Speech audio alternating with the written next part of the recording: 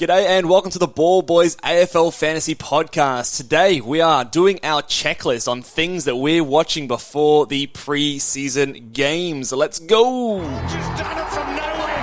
Hoisted the goal from inside the field. Sheed from the boundary. Dusty. Petty.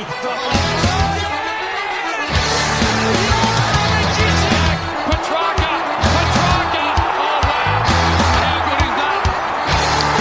The legend becomes immortal.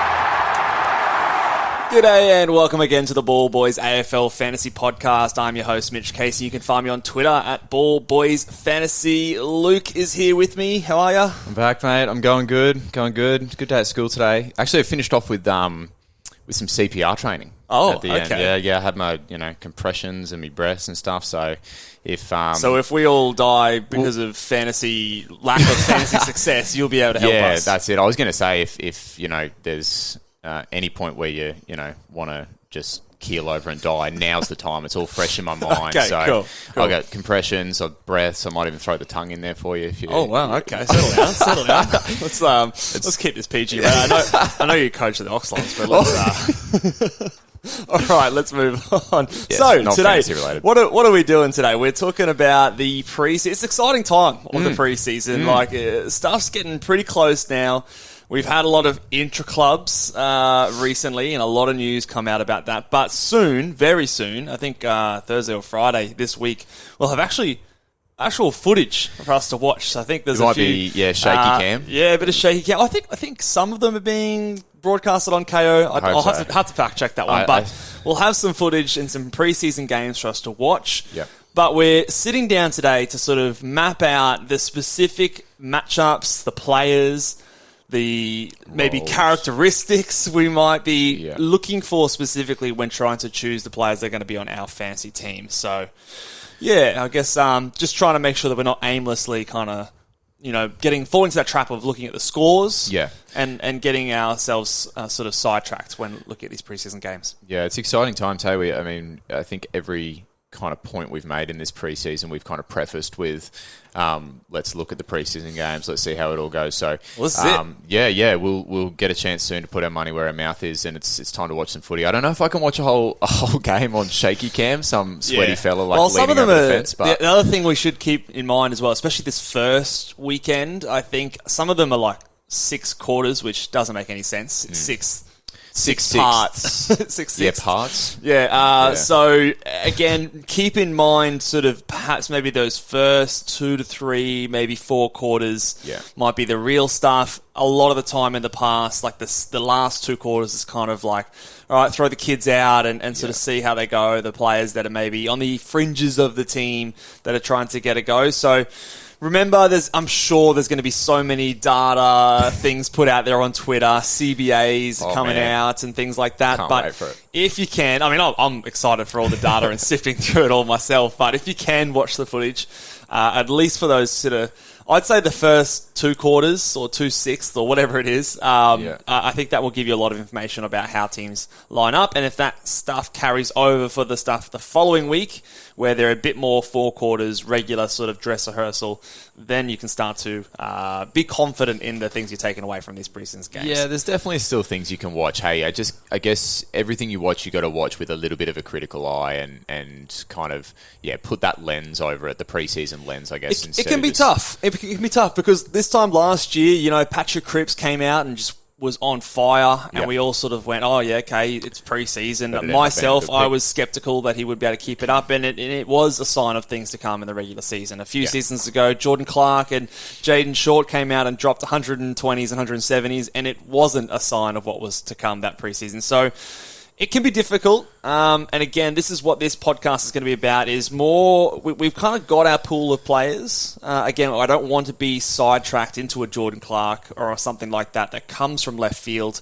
So I'm trying to keep an eye on the players that I think are already good selections. And then sort of mini monk we were talking about in the previous episode. If you haven't already, checked it out. Yeah, that was a good fun one. Yeah, really good episode. I think there's a lot of information you guys can get from that. Someone maybe a bit more credentialed than us, but I was certainly taking notes. Yeah, so and just trying to, we're more ruling players out at this stage and making those tough calls. So we're going to go through club by club. Let's do it. Some clubs have more things they're watching than others. And just sort of this particular things that we're sort of looking for. So I'll throw it over to you, man. We'll start at the top alphabetically. Adelaide. What are we watching for Adelaide? With Adelaide. So there's a few sort of different people, I guess, that you could be watching at Adelaide. A couple of those, or one of those people being is Jordan Dawson. Yep. And just watching his role, there's not a great deal of teams that I've seen getting around in the preseason that have Dawson there because he had such a good season last year, and so his price kind of suggests that. But something that we'll be looking at closely with him is his role, and whether that role is him continuing to just dominate and wax across half-back, or whether he starts to even push up to a wing or even go inside in the midfield as well. He's just recently been named the captain, which is... after 1 year, yeah. I mean, it was a little bit of a shock to me, but those people who follow Adelaide closely, I'm sure they... are very much aware of his leadership abilities and credentials. So that'll be a watch for us just to see his role. I don't see, regardless of where he's playing, unless it's that desolate wing role, I don't see... You don't want him on the wing. I still see him being a top 6 defender regardless this year. Yep. So it'll just be an eye out watching that role to kind of see what we can... He is in 21.5% of teams, so which is more than I thought. That's a fair amount. So is that the 21.5% of people who are legitimate? Because I don't know, I haven't been seeing it on Twitter. Is that just the person who goes, "Oh yeah, this guy was a top defender"? I think the back line, we're going to have a lot of spread premiums in that line because no one is really putting their hand up and saying, pick me, pick me, pick me. Yep. In terms of, you've got your Dacos, who's obviously far and away the most popular defender. Doherty comes in next at 27, and there's just a few guys in there. So Dawson at 21%, Sicily at 21%, Stewart at 15%, Brayshaw at 13%, Sinclair at 13%. There's a bunch of those kind of top 6-ish guys all lumped in there, and I think... it's a bit of a mix. I don't think anyone really knows what they're doing with their defensive line. So Dawson is definitely going to be someone we're watching. Yeah. And another sort of fella is Luke Pedlar, the cyclist. Oh, Jesus, he pedals, right? That was good. You got that? Yeah, I did get that. I was hoping I wouldn't have to explain it, the peddler. I need to get a cricket sound effect or something over What do you mean? Those are good. Laugh, maybe an all-laugh kind of sound effect. Not even crickets, Christ. Lukey Pedlar, so we're looking for him in terms of what his role is and then whether he's best 22. What are your kind of thoughts on the cyclist? Yeah, look, the cyclist, I don't know if that's going to catch on. It's going to stick, man. I'll make it. We'll get it going. Okay, so the cyclist, I think, look, he's 213k. He's very cheap. Yep. There's some optimism that he may be someone that gets a little bit of inside time. I don't know if I see that, but he's kind of that guy that if he's in there, I think he is kind of around that sort of best 22 fringe. Yeah. We hope to see him sort of come out and just cement that in these preseason games and feel okay that he's not going to be someone that you probably have on your ground, but probably someone that on your bench can be ticking away and sort of making a bit of cash. So outside of that, you might be looking at Rory Laird, but for me personally, I'm not really actually watching Rory Laird because I've sort of made up my mind that I don't think I'm going to be selecting him just because of his price. Having enough trouble trying to fit enough players in my team as it is. Yeah. So I don't want to be spending the price on him, but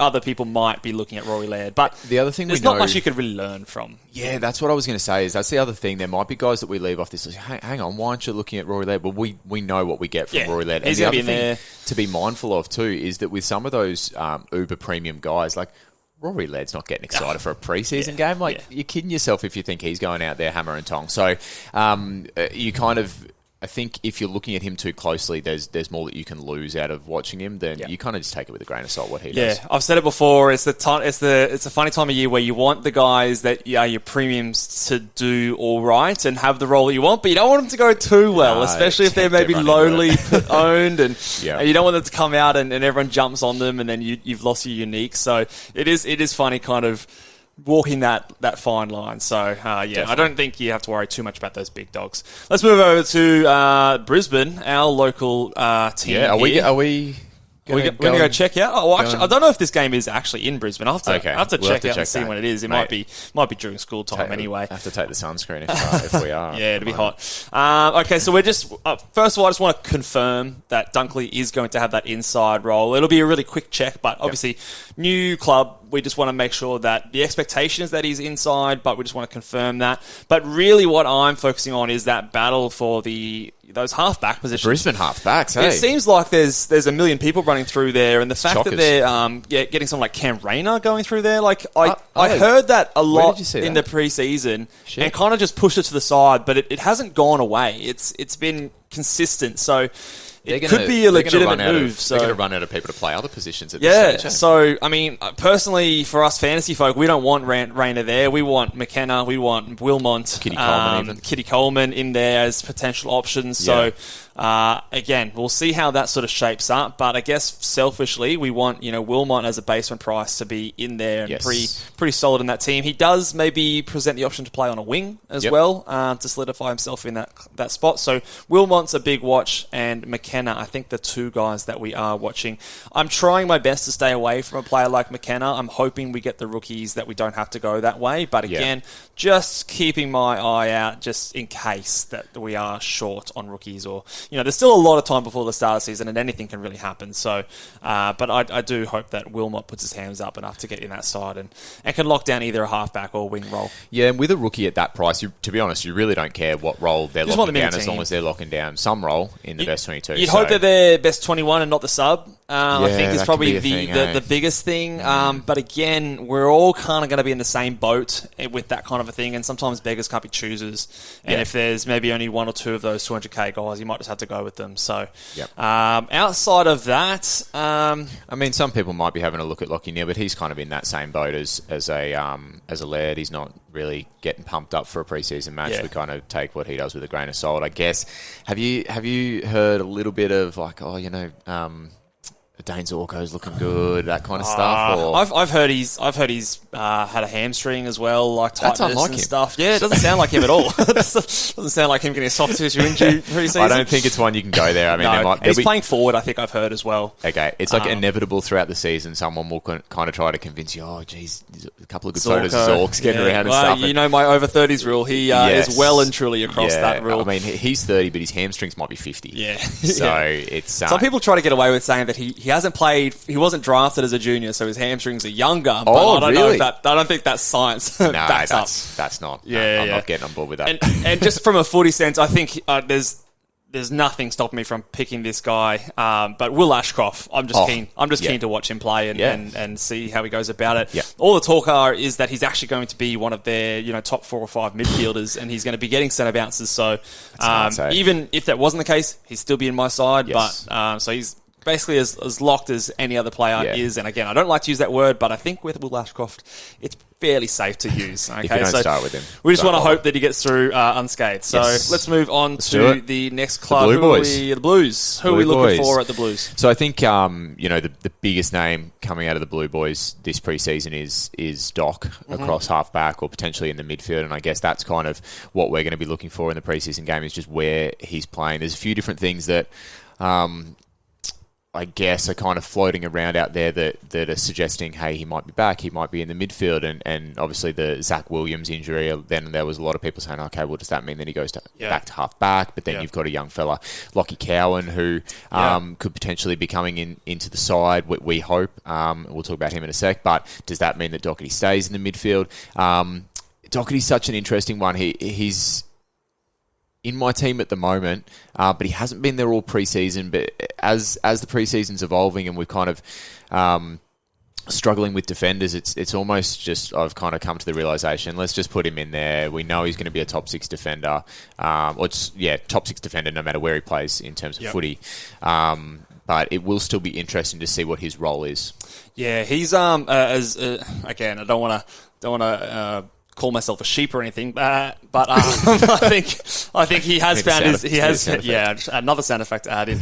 But I think he has made his way into my team as well. Following the Salem news, that was the sort of thing that sort of made me go in that direction. It's kind of a restructure because I don't see or are confident at this stage in any of the other sort of mid-price defenders out there. So sort of spending up on a Doherty simply because there's not many other options that I actually like. Yeah. I still think he's probably overs in terms of price and value, but again, when the lack of other options are to go against him there. Yeah, but I am interested to see the midfield role almost kind of stresses me out a little bit. Like it's just another unknown and another variable. That's he's already done 110 at a half back roll, so I don't know how much upside or more we can expect or anything like that, and there is that like slight risk that the Jaden Short, the crisps, but I don't think he'll do that. I think he's a goer, and I think there's a lot of talk about maybe the Blues changing their game style and being a bit more direct, and if he is in the midfield,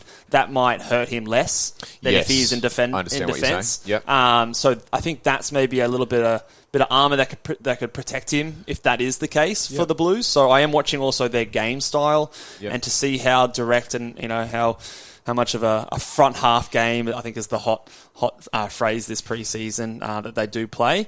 And like you said, I'm also watching Lockie Cowan, who I think could be a smoky for us as a round one debutant. Apparently he is playing well, and with the news of the Zach Williams going down with that knee injury, he is the guy that could replace him if they wanted to keep Doherty in that midfield. So I think those two are actually kind of strangely linked in a way. We'll definitely be watching them both, and kind of segueing, we're talking about midfield time at Carlton, but the other fellow that we're watching is Adam Chera. So there's been a little bit of a narrative of, Chera can score well when Carlton have got players that are injured in the midfield, and I know you've been a big advocate for this, but it doesn't feel right picking a player based on thinking that his teammates are going to get injured for whatever reason. That just doesn't sit right. But it will really be interesting to see in these preseason games how that Doherty role impacts the Chera role as well, because obviously if you're playing Doherty in the middle, then that's less ball to go around for everyone in there, and so is Chera just in there with high CBAs while Walsh is out, if he's out to start the season. So all of that kind of midfield dynamics at the Blues will be a watch, won't it? And it's like, so we talk about we don't want to rely on injuries, but like the reason that we have to rely on injuries is because he needs injuries to be in the CBAs to get there. But say, for example, there's a scenario where it is obvious that it's Cripps number one, and then Chera's the number two guy in there, like, and he's ahead of a Hewitt, he's ahead of a Doherty or a Kennedy or one of those types. Well, then that kind of does change my mind, and it doesn't feel as though we're relying on those injuries, because when we saw him in there, he was like a 105 type guy. We have the data on and that. And priced at low, priced at 88. Or 88, high 80s. Yeah. He has an injured score in there. I think he had a 5 in there, so that brings his price down. So, there's a few things going on there in terms of or things that have to fall his way to be worthwhile. And there's a few unknowns, especially with the Walsh. We're not going to know that going into the start of the season and how that will affect him when he does come back. So it's an uphill battle for me to sort of get him in my side, but it is something that I'll continue to monitor and sort of see how we go. Definitely. Let's move on to the Collingwood. Magpies, hey? This might be one of the biggest team watches in my opinion, because there is 3 players in here that are all highly owned. That for me, at least 2 of them are very much 50-50 calls whether or not they're in my side. So interesting too that one of the teams that we're most keen to talk about is a team that last year was very much not a fantasy scoring team. So there's Mitch is alluding to a couple of guys, and we'll get to them in a second. But let's start with the ruck position at Collingwood there. So obviously Darcy Cameron at the start of sort of everyone's pre-season has been a guy that's been spending a bit of time in people's ruck lineups, and the obvious thing is that he could be that solo ruck. He played pretty well last year, but he's still potentially, if he's that solo ruck, still hasn't maxed out in value. So there presents some value there. But obviously the worry with Cameron is Big Coxie. Now, I am normally averse to Big Cox, but even... Not your teammate, though. No, well, yeah, you got me. But even more so averse to big Cox in this situation as well, because, I think it's better for the fantasy community if Coxie takes the goggles off, hangs up the boots, and just sort of parks up well away from the MCG so that Darcy Cameron can go to work. Because if we can pick a ruckman that's sort of valued a little bit lower than what we think he can go, and he can then be one of those potentially kind of top in the ballpark ruckman, you can get away with making the rest of your team better at the start of the year, but you're not going to be so cooked by sort of not having one of those big dogs. So for me, I'll be watching like a hawk. And also just the hope that he gets out there, obviously, with his hamstring thing. I think I did see that he is back training now. There's a little bit of a watch there. So just want to obviously look and see how he moves, see how he's going in terms of his health. It'll be interesting to see what's his time on ground, like those kind of things is also a good thing to watch for his health. Structurally with that one too, because obviously Collingwood have gone and bought in, who am I thinking of? Forward. That we from Brisbane. Yes. Is that the one you're talking about? Yes, the name escapes me at the moment. But they've gone and bought in Big Four. It's not Darcy. I'm going to find it for you.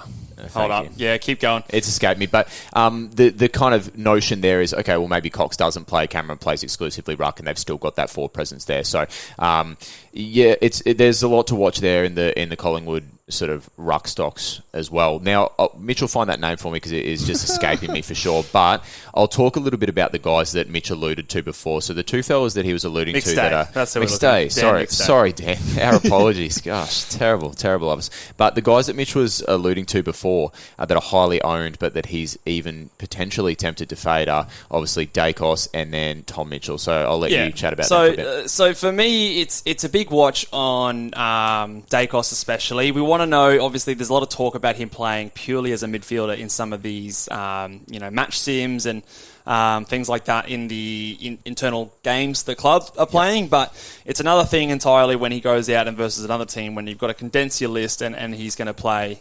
What's his split? Is he halfback first, midfielder second? Is he midfielder first? Halfback second, or is he purely in one role or the other? So very interested to see that, and also just to see if he is in a different role, what his, what the midfield of that Collingwood team can dish up in terms of a scoring kind of rate. So, did you see? Sorry, did you see the goal that he kicked the other day? I did see that. Twitter? Yeah, that was pretty who was running past that? He sort of went no. Someone was I mean, if you do that, you got to kick the goal, and he did. Yeah, he laced it out. It looked easy too. It looked like he kicked it from 60 and it sailed over the goal post. It was just a casual, just like a little forward hand pass out of stoppage, just breaking the lines. That it looks so. He's a gun. There. He's a gun. I'm just not 100% sold on the upside that he has. I think that he's a kind of guy that he's not going to come out and kill you from the start if you don't have him. Yep. And there's that potential that because he is so popular,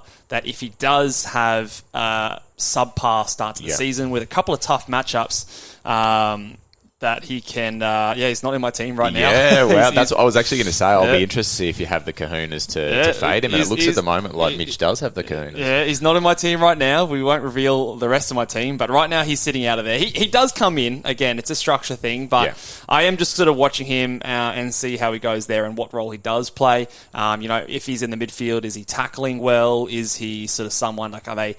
is he still getting those sort of 1-2 handballs in the midfield that he was getting in defence? Yeah. Or is it a bit more of like a let's get it and let's just kick it forward and let's keep going, keep forward if they're not chipmarking around like they weren't last year. And again, the flow-on effect to that is what does that do to Tom Mitchell? If we've got Dacos coming into the midfield that we maybe perhaps originally weren't thinking he was, does that mean that Tom Mitchell is maybe not that 70+% CBA guy? Like, is he maybe sort of still that 55 to 60 sort of percent guy? And is he maybe not quite the lock that we thought he was? I think he still will be, but still just keep my eye on it. If I was going to fade either of them, it would probably be Dacos, but only because even if I see him playing more midfield time, I'm in the camp that says he scores better across halfback in that Collingwood it's also system. just a completely new role for him. It's almost. I mean, it's not like he is not a as rookie. a junior. Not as a junior, but like it'd be like him coming in as not as a rookie. Like he's obviously had a time, but to an extent. It might take him a little while before he's doing what he is going to be doing for the rest of the season. Does that make sense? There's sort of no doubt about that. I think the concern more for me is not about him coming into a new role, but more in that Collingwood, / Richmond kind of that style of system. It tends to be the halfbacks that can wax a little bit and go big. Historically, so that would probably be more. But I mean, all of these things we're watching, aren't they? That's the point of this episode. Keep an eye on these things. Titch is the same. You mentioned. Let's check what his CBAs are like. Are they going to throw him in there the whole time? What's the go? We need to have a look. And Collingwood will be definitely on our watch list. Yeah, 100%. Yeah, as much as I don't, like me because I'm Collingwood. Although they won me over a bit last year. Oh, last year. It was hard to hate them last year. Yeah, I know. It really was. And I tried really hard. I know you did. All right, let's move over to the next team, Essendon here. And sorry, Warnie, but I just don't know if there's going to be much interest from me for Essendon this year from a fantasy point of view. No. I don't know what really can be done to win me over.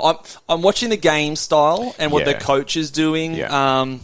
Maybe I'm watching a Darcy Parish and how he's going and how much inside midfield usage he's getting and merit and what their kind of mix is.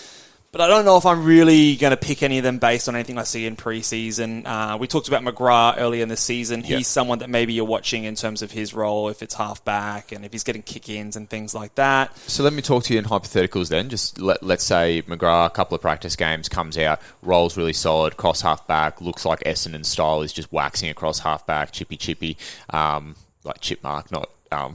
chippy. Can't do it as well as they can. No, definitely not. But... What's your go? Like if, let's say he pops out a couple, 110, 120, roll looks really good. Like, could you be tempted in any world or? Maybe. Look, if he comes out and just like there's an obvious, we're giving him the ball, we're getting out of our way, we're looking for him, he's hungry for it. Like he would have to really impress me. Just because of that defensive line, I'm not ruling out anything just because it is so tough. But if it was any other year and any other line, I probably wouldn't. But I'll reserve myself the right as an out that I might. But I don't see it being likely, personally.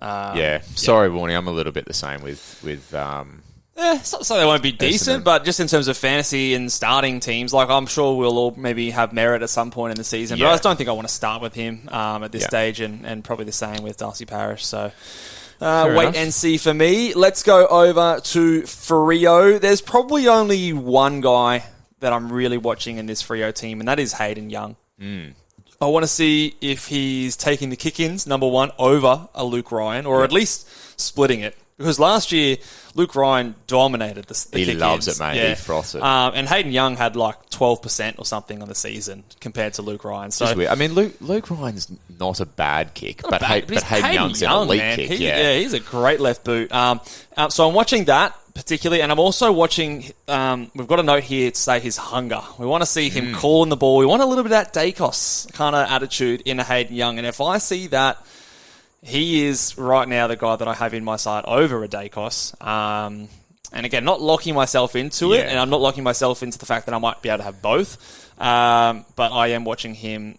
as a guy there.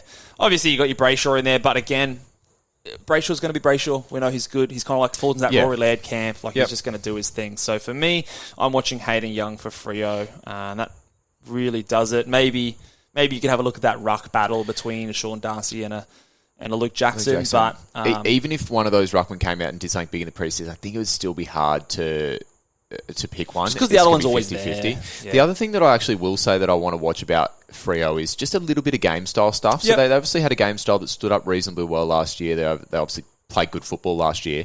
But I'll be interested to see whether sometimes those teams that get close but don't quite go all the way can sometimes make little tweaks in their game style that mean that maybe we're not possessing the ball across half-back as much as we were. And so guys like Hayden Young in this case can suffer from that. So I'll just be kind of keeping an eye on that as well. See if they're kind of a high mark. This also goes without saying, but I will mention it here because I am watching also Matthew Johnson, who's a 200k midfielder on the fringes of that team, and see if he can look good to crack their team. But again, a lot of the rookies we're watching to see for all of these teams if there's a rookie that puts his hand up and sort of goes. But again, we don't know what we don't know. So we don't know if there's going to be a guy there that puts his hand up. So, but of course, we will be watching to see if that is the case. So definitely. Geelong, again, probably not a side that really draws my interest a lot. And they probably don't care that they're not fantasy relevant. Of course they don't care. They're strutting around with their flag. Danglies, yeah. So, but I guess we're keeping on Stewart and I guess his role and how he's moving and maybe a little bit of that hunger as well. Jack Bowes is maybe another one, again, just with that mid-price or defensive line. Is he best 22? What's his role? Is he inside mid? Is he off half-back? What's he doing? Is he locked into that side? Is he someone that people are looking for? They're probably the two main guys that I'm looking at, but again, they'd still have to do something pretty outside sort of stuff. Yeah, they'd have to be doing something pretty exceptional to kind of really push me in their direction. But, you don't close your eyes to anyone this time of year, do you really? So. Yeah. Gold Coast? GC. Let's go down the GC. Charlie Constable is a guy that I'm watching. The Constable? Constable, yeah. So I'm watching to see whether or not he is going to be their best 22, how he looks if he is playing that halfback role, which there was that report a few days ago or a week ago now to say that he was doing that. So whether or not he is sort of in their best team and doing that role, he's a guy that in the past has put up decent stats both in the juniors and when he gets a crack when he was playing for Geelong.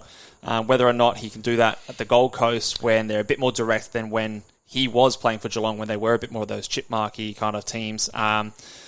It's a guy that I'm, again, kind of like a McKenna. I will try not to go with if the rookies are there. But again, he probably is a little bit cheaper than a McKenna, probably has displayed a bit more of a ceiling and fantasy-friendly game than a player like that. But I just have a lot of question marks on his security in that team. So watching him, and again, just the CBA mix, particularly between Took and Noah Anderson. So a lot of people sort of have touted Noah Anderson to be that guy that could potentially break out. I don't mind the shout. I think he will improve. I don't know if it's enough for me to select him, but again, I'm just watching his ability and just a side note to see if Matty Rowell takes any marks. I'd also love to see that. Yeah, it'd be nice. It'd be buy a lotto ticket if Matt Rowell starts taking marks. Yeah. Constable's one of those ones. Do you think we'd be watching him if he wasn't in the back line? Do you know probably not. No. Yeah, if he's in the forward lines, we just completely ignore him. Yeah. But the back line, we need those. We need those players. But I think that is a good point. But the fact is that we are all struggling with the defence. So we got to watch. Yeah, we've got to see how we go. This next team's got a few players that I'll be definitely keeping an eye on. Who are you watching here? Actually, I don't know if you saw the Traders podcast today, but they were talking a bit about these boys. I haven't had a chance yet. Okay, I'll have to tune in. Yeah, we'll talk about the guys you're watching, and I might break some news here for you as well. Okay, yeah. So we're talking GWS Giants. There's a few things we're watching. So I mean, whenever you get a new coach, you're watching game plan. You're watching how much of that Richmond style is in there. That's the thing with Adam Kingsley there is he's coming from Richmond, so we got to watch that. So that sort of goes without saying. We've been saying that all pre-season. So there's particular guys that we're looking to see how they'll be influenced. So Josh Kelly, my boy, we want to see high CBAs from him. Fingers crossed. And then there's a lot of people out there who want to see high CBAs from Cogs as well. Both of those guys have their scoring effectively linked to their CBAs. When they go big in their big years, they've got between 60 to sort of 80% CBAs, and for a lot of us, that's where we want to see them back up to. Now, we've noted here the Himmelberg role. It almost seems to have been put to bed. Yeah, I think even if he just starts coming out and goes like.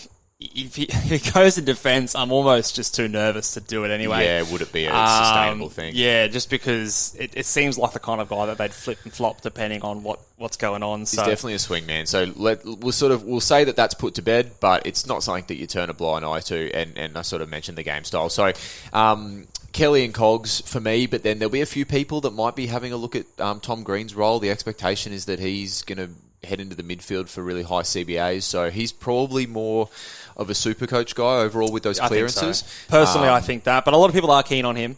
There's definitely people out there. So watch him for sure.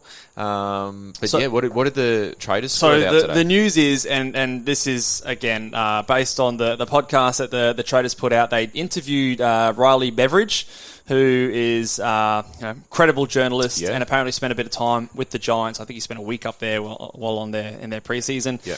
And the wording is Kelly a mix of wing and inside is the wording. I know you're hot on him, but I think the wording was because the other guys are more only inside. Again, I know. Hey, I'm with you. I am with you. At what point can people not see that this guy is a gun? Inside as well. I would almost argue. I'd almost argue that Kelly is better than both of those other guys. Inside. Get him in there ahead of Cogs. So he has to sit out on the wing because the other guys suck at being outside players. Like, just be better. Hey, are you serious? That's my thoughts, but apparently that's the wording. So again, we still want to watch it. We still want to see it, but it's like parking wording. Your Ferrari out on the street. Yeah, just let it. Yeah, and put your Yaris in your Datsun in the garage. Yeah. Are you serious? Yeah. What are we doing here, guys? Give me a spell. I don't want to hear that. Okay, well, we'll see it for our own eyes. And the word was, again, on Cogs that he has been given. He's a midfielder, and he is playing with the mindset of only being a midfielder, but still might get a rest up forward. I think it is important to note that Riley did mention that he will spend some time forward. So again, we don't quite know the exact split there. He may as well go to the bench, mate. But yeah, no, we're talking Cogs here now. So Cogs, that's what I'm saying. I'm saying Cogs. Yeah, he might as well go to the bench. Yeah, he's a good player, but he's probably not in their next premierships winning side. I just mean he's nowhere near as good a forward as he is a midfield. You know what I mean? Right. Sorry. Yeah. I'm with you there. I'm with you there. So maybe good news for Cogs, not so good news for Kelly. I know he's your guy. I know you're keen on him, but again, we'll wait to see with our own eyes. Okay. I put a bit of stock into it because it's a credible journalist. Oh, definitely. But I might just bury my head in this. We'll see how you go. Yeah. So again, if you guys haven't checked it out, check out the Traders podcast as well, as I'm sure a lot of you are following along. Definitely. All right, let's move on to the next club, Hawthorn. My boy here, my love child. I'm watching him. Of course I am. Dylan Moore. Why'd you put an E on the end of Hawthorn, mate? That's a typo. That's the Brisbane suburb, not the team. Yeah, mate. right. Oh, that's must be what I did. Wait, I think it's now. I've got to fact check. You talk. I'll fact check. Yeah. So I'm watching Dylan Moore. I'm watching just to see his CB role. I'm just watching the midfield at Hawthorn because Hawthorn's no E. Yeah. No. I was just checking the suburb in Brisbane. Okay, right. Population of 4,989. 4171 postcode, if anyone was wondering. There you go. Not where we live. No, certainly not. Certainly not. But sorry, what were you saying? I'm looking at the midfield mix and Dylan Moore especially to see how much he's in there, how much the other younger kids are going in there. I am worried. I'm becoming cooler and cooler on Moore the more the season goes on, and more just the reason that the difference between he and like a Rosie and Butters and that Cash. I'm finding that I actually need it a lot. What's the difference in cash? It's only like 60k, I think, is the difference. But especially, what is it? 46k between Rosie and Moore, and I think it's something like 55k between. Yeah, but every bit counts, doesn't it? It does, and sometimes it's the difference between getting that my sort of club. At the moment, I've got $4,000 left over, so it's a tightly run ship at the moment here, Luke. So, yeah, I think for that reason, as well as maybe a little bit of uncertainty, not wanting to take on too much risk when there are other good options there, I'm cooling a bit on Moore. But if he still has a lot of room to come and impress me and drag me back in. It won't take much dragging, mate. No, it won't. So, watching him here, and I guess just because the rucks are just horrible, I am still watching the ruck battle at Hawthorn and Meek versus the rest, but... Okay. Again, you'd have to really, really impress me. Maybe one of them have to fall over and, roll their ankle or something like that for me to really get interested. But we'll be watching closely. We'll watch that one there.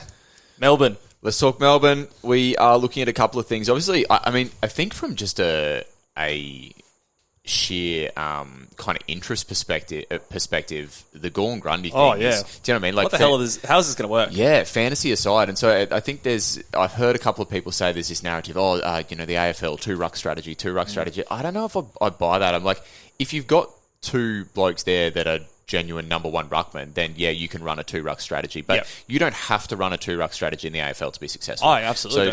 So let's push away from that notion. So it will just be really intriguing to me to see that this club's effectively gone down. They've got the best 2 ruckmen in the league. Yeah, absolutely. That's effectively what it is. Yeah, I don't think that's much debate in that, really. So the way that they play that will be so intriguing because you're not just going to go kind of a 50-50 field bench split because then you're wasting you're such keeping talent. them on the field, yeah. So that, to me, whatever way it plays out, I'll be watching that for sure. If Gawn, I think the word is Gawn, might be floating back a little bit and playing those pick-off mark roles. Grundy, maybe the forward a bit more. I don't know, but we'll see how that goes. Whatever happens, we'll have our eyes on it. And I'm very much closely watching Angus Brayshaw. I'm particularly watching him now that Salem is out. What's he going to do in terms of if I see that there's a few preseason games where Salem is not in the side and Brayshaw is still in the midfield, then I am becoming more bullish than I was before. Yes. If I see him float back, I don't know if it's enough for me to rule him out, but it does give me just that little bit of hesitation where before I was very confident he was one of the guys that hasn't left my side. He's been in and out of my side now since the Salem news. Yeah. But again, I'm still watching, and if I see that he is getting centre bounces, even with that Salem not there, and maybe they use someone else to cover him up, then I'm happy. What I don't want to see is the wing roll. I don't want to see him out in a wing. No. So I'm watching that and making sure that doesn't happen. But yeah, those are the things I'm watching. And I'm also watching the relationship between Petrarca and Brayshaw. The wording I've heard as well is that they're going to have a few more guys go through there than they have in the past. But again, I'll believe it when I see it. Yeah, they have kind of tended to lock in a core of 4 guys that go through there exclusively. So I'll be intrigued to see. I was having a chat with our mate Bales, one of those fantasy debates that he does, and I was. It's not out yet, so I'm probably spoiling a few things here. But go check it out; it'll be good. Yeah, definitely. I was sort of debating for Brayshaw, and he was debating for Doc, and I found it. 2 weeks ago, had you asked me to debate, I would have been debating full of vigor and passion, and part of me almost felt like I was debating, but then I kind of, I don't know whether I even believed a lot of the stuff that I was saying. There's just a lot of uncertainty there. So it's a bit more murkiness now. It is with Salem, like you mentioned. So it will be one that I'll definitely watch closely. But the fact that we're devoid of defenders at the moment, the injury couldn't have come to a worse player than Salem in the preseason. He was someone that we were so keen on, and the flow and effect of Brayshaw, who we were also really keen on, and the price that he was at, it honestly couldn't have gone to a worse player. Yeah, you watch Elliot Yo going. Hey, sorry, Elliot. Let's be careful there. No, he'll be fine. Not the yo-yo. All right, let's go on to the next guy, North Melbourne. Who doesn't like to watch a bit of North Melbourne? What's your new favourite team? I love me some North Melbourne. You got 17 of their players in your team this year. Only 5. But yeah, LDU. I'm watching me some LDU and seeing how he goes. We've got a few rookies that we're watching as well in Sheasel. Is LDU still shaved head, or is he? I believe so, or at least a very, very low cut kind of cut there. Don't know what the word is. low cut kind of cut. Buzz cut. I don't know. Yeah, but he's someone obviously I'm watching. We had the scoop from Roy the other day, which Squirt, I believe it's called. Squirt, or sorry, I try to use scoop and not steal their word. No, but their squirt. It was his squirt, so we can use his word. I think. So basically, the squirt was that Simpkin not going to get as much CBAs as we would expect, and based on the Twitter, well, based on the Twitter research out there, he only spent about 50% of time in the CBAs last in the Pracky matches. And LDU was like up 70. LDU was the only one sort of right up there, and then everyone else was sort of around that sort of 50 mark. So except X-Airy. Except X-Airy. He was up there too. Was he? Okay, well, Ruckman, here's your smoky there. Throwing it out there. Maybe. So I'm watching LDU. I'm watching some of those young kids. And are you watching the X-Man? Now I've got to put my money where my mouth is. Look, I think there's a little bit of a thing going on at the moment where we're going down the ruck list just to like next. How much more cash can I get? And so if Goldie has some sort of old age related injury, you're off for blood this podcast. Alzheimer's, or it could be anything for Goldie. Then I don't know if there's much more than X area, and I'd be tempted, but that's a bit of pie in the sky stuff. Cause kind of reminds me of what I was not hoping for, but maybe last year when it was Paddy Wright and I started with Rowan Marshall. Yes. Kind of reminds me a bit of that situation, just with that older kind of player that we wouldn't wish bad on Goldie. He seems like a lovely fella. He's a genuine guy, and I don't think he's going to be playing in the twos or anything like that. No, I don't think. Yeah. Let's move on to Port Adelaide. Again, we're watching the Rosie Butters CBAs. The coin flip. See how much they're in there. See, there's a few different, how much is Boak playing forward? Is Willem Drew in that team? Willem who? Well, true. And Jason Horne-Francis, how much is he stealing time off some of those guys? Apparently he's supposed to be playing a lot of midfield, is the wording I'm getting a lot of. And then also, lie, set, and forget is what we're looking at here. Who coined that? Was that you or was that someone else? Oh, I think it was a super coach. Someone out there on Twitter, I think I saw. Yeah, I could have, but I want to be, I didn't claim it. I didn't make that one up. But, okay. Lie, set, and forget. Lie, set, and forget. Well, we'll see what he's doing with, who's the other guy? Teakle, yeah. Who's in there? Teakle. Apparently he was in the ones, but I don't put any stock into that. I sometimes they'll swap the ruckman over just to make it a bit of a fairer. Sometimes they'll do that actually too. I remember this. I was going to say back in my day.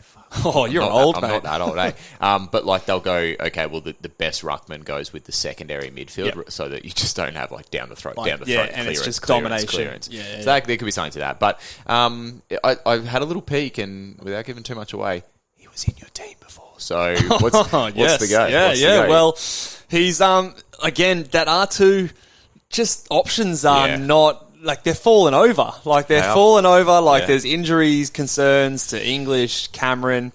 Marshall's like the guy that, obviously, I'm pretty keen on him. But please don't see Tom again, Campbell. it allowed me some cash to do things with my back line. So, watching him, just making sure that Teakle isn't going to be there and they're not going to be sharing ruck time and he is that sole ruck. Yeah. If he is, I don't mind it.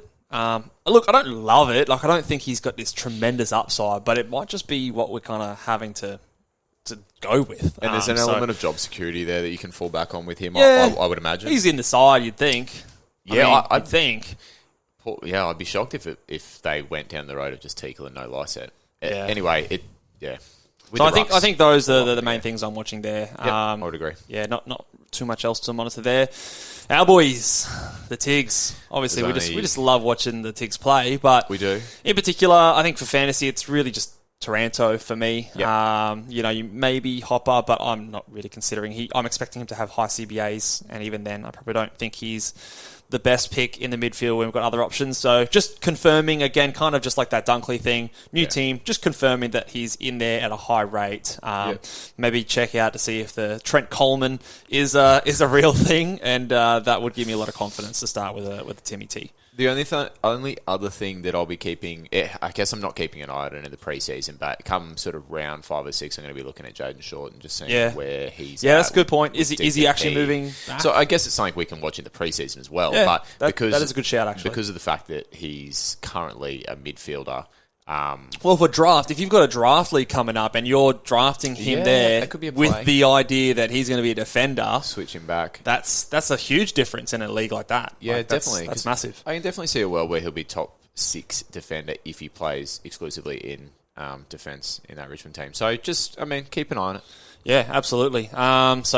That's sort of all I'm watching for Richmond, apart from just getting around the boys. Yeah. The Saints, again, just want to make sure we do not see we don't see our boy Tom Campbell there don't want to see him all. on social media. Don't want to see him in the streets. Don't come over onto the screen on my end over here, Tommy. So just making sure that Ryan Marshall's that guy. The only time I'd like to see him is if he's wearing a moon boot or something like that. I can't say that. Sorry, Tom. Mate, sorry. But now that I'm out for him. Well, yeah. Now that I found out he's 40 years old, then I'm kind of like, you've kind of had your time, mate. You tried. You had a good run. You did. Did he? Well, no. That's generous. Never played more in than 10 games. No, poor fella. But yeah, I guess it's better just than me. Better than you.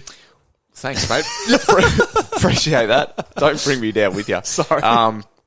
In all fairness to the fella, he's probably just a legendary guy, but that's kind of our funny way of saying we want to see Ryan Marshall. We want to see Ryan Marshall, number one ruck. I just confirmed that. Yeah. I suppose the game style as well. Again, new coach, see how they play. And the game style will be important for a fella like Sinclair, but I don't think the game style will be super important for a fella like Steele. Yeah, Steele, do you know what I mean? You just make sure he's moving okay, make sure he's healthy and all that sort of stuff. It. But unless, I guess we're just making sure we don't see anything crazy. Yes. I think is sort of more what we're thinking with Steele. Sinclair's a bit more of an interesting one, and how much they use him, how quickly they're coming out of halfback.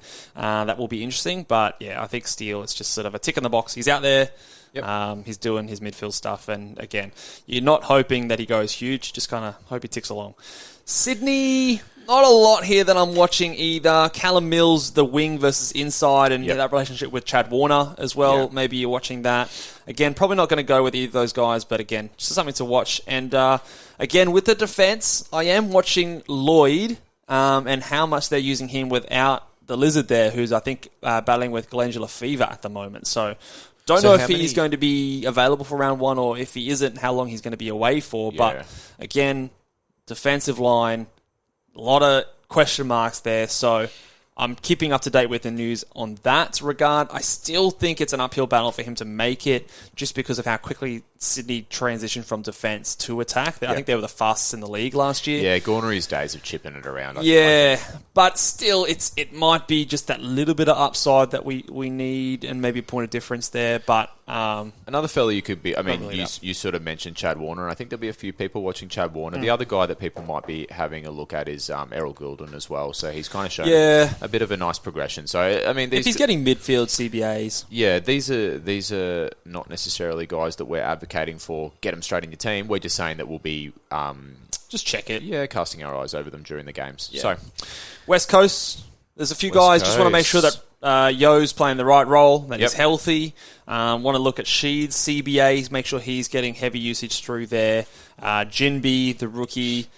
Maybe if we see a Campbell Chesser, see how he's going. Hopefully that he's able to put his hand up and be that round 1 starting option for us. Yeah. I've heard some good things recently, whereas maybe a few weeks ago it was less positive. It's kind of come back around on Twitter a little bit. It's trending positive. Maybe it might be a little bit too late, but we'll see. He could be one of those guys that we love that pops up, through the year as well. Like, if downgrade. If you get and I know we're not in this case with the defense, but if you get all the rookies straight up, then you're in a bit of a pickle as well. So you got to have some downgrades at some point. So no. So I guess for me, I like a lot of these guys. Sheed and Yo are guys that obviously are in a lot of teams. I think rightfully so. Just want to confirm their roles and make sure that they're moving healthily and everything like that. So I think that's all pretty straightforward. Anyone else in the West Coast? No, not so much for me. It's those guys, and it's tough. Like we're going to be looking at Yo, and the thing with injuries is that he could look $1 million in the 2 preseason games, come out in round 1 and do himself a mischief. So you just got to be looking and a bit of crossing the fingers as well. I think. Yeah. All right, and the final team here, the Western Bulldogs. Again, we highlighted Collingwood as probably one of the big watch list items, and I think the Bulldogs are probably right there with them. Just that midfield mix, because I guarantee most people in the AFL fans community will have one Bulldog in their side. You've got obviously your McLeans, but probably one midfielder Bulldog. So between McRae, Smith, Bont, like those are all great options in my opinion. The world of the AFL fans community was panicking when there was news that McRae was spending a bit of time forward. But I wouldn't worry too. Look, if you were on McRae before, I wouldn't worry too much about that with that kind of report. But again, you'd watch it in this kind of a game and I don't think they're actually playing this weekend either. I think them and the Giants only play the one pre-season match. So you won't get to know this for another couple of weeks. So I think I kind of mentioned this too off air as well. I want to speak on the McRae thing for a second. So without going back and checking exactly the numbers, basically McRae was still the Bulldogs' highest earning CBA percentage. 65%, I think. Last year. So, and then you had guys like Bontempelli and Bailey Smith who were like in the mid-40s, around there, don't quote me. 50, but the narrative that I see, obviously people want to buy this Dunkley out. That means that, everyone's getting more CBAs at the Dogs. I just don't... Look, if I'm sitting down in a meeting and I'm Luke Beveridge and his coaching staff, I'm not looking at the CBA numbers from last year and thinking, we need to bump Jack McRae up from 63% to 75%. I'm sitting there thinking, okay, well, Jack McRae, 63%, that looks good. Libba finished the year at 70%. I'm looking at it thinking, how do I get Bontempelli and Bailey Smith up to closer to 60%? Do you know what I mean? I'm not... That's the way I would look at those numbers. Like McRae is a midfielder. He's been a midfielder, and he's going to continue to be a midfielder. And I don't know if that is going to be a dramatic difference from last year, which is what you're saying. So whereas those other guys had multiple roles but now it might be more concentrated in like the one role, which is where you're going to see the upside. Exactly. It's just the way I look at it. And I mean, like, there's every chance in the world that I'm completely wrong and Jack McRae comes out and averages 120 and I'll have egg all over my face. But I just, the way I looked at the numbers, if I put myself in the Bulldogs coaching staff shoes, that's just what I'd be doing personally. So that will be definitely a watch for me. Yeah. Yeah, and we saw a little bit of that at the back end of the season. Like, you know, Aliba was probably actually the most in the back half. Yeah. The first 4 rounds, he was well down. I'm not sure why he got that forward status as a result of that. But then he was sort of in the 70s there. So he's sort of the guy that's locked into that inside. But McRae was definitely next. Bont. But then, like we said, Bailey Smith was sort of, those 50s, 40s. I think Dunkley was only around the 40s. Dunkley was 50 on the season. But again, in the end of the year when Treloar moved out, he was also up there, probably between that 60 sort of percent sort of mark. So it is obviously interesting. And then the other X factor, and I still don't know if I believe he's going to be seeing centre bounces, is the Caleb Daniel, the little helmet. You'll have to squint very hard to see if he's in there. Yeah, we'll have to really keep our eyes peeled. But I don't know. I'll believe it when I see it. Him getting CBAs.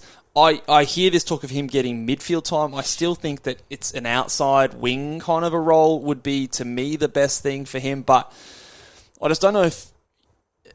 I don't know. I don't know what he provides that's different to the midfield that they've got there already. Like, he's not that defensive kind of guy. I don't know if he brings a particularly fast pace into that midfield. He's a great kick. And he's a good user of the footy, but you've got guys that do that already. McRae's kind of filling that box, and I think he does it better than a Caleb Daniel. Caleb Daniel's pretty clean. But do you think that there's any part of this that where the Dogs look and they go, "Geez, we've got an electric midfield, but for whatever reason, it hasn't worked." Do you know what I mean? Yeah. So do you think they go, "Okay, well, where can we go?" Well, it hasn't worked because you haven't stuck with it for a season. Like, what are you doing, Bevo? I don't know. I don't know if I completely agree with that, because I agree with the fact that he should probably stick with things for they also haven't had the forwards as well. I think that's where they've lacked a lot in the past. I would say that they need some more defensive-minded midfielders. I would agree with that. So Liberatore is... But Caleb Daniel's not that. Yeah, look, I agree with that. I just think... I think they could be looking for something new, is all I'm saying. Yeah. But I kind of agree with the point you're making, is like stick with something for a little bit too. But, we'll see. It's always interesting to watch Bevo and see what he does in the preseason. And who knows, it might be different by round 3. So, and the last thing here is the Tim English thing. Is he healthy? Has he got tight hamstrings? Has he got tight adductors?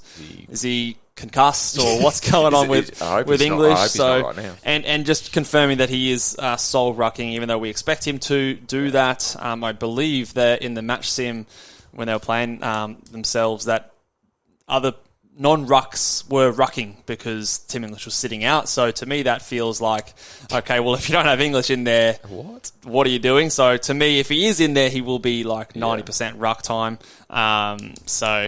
We'll sort of see how that goes. But just again, the health box is the box you want to tick, and look at how he's moving and getting around the ground is sort of a big thing to watch for him there.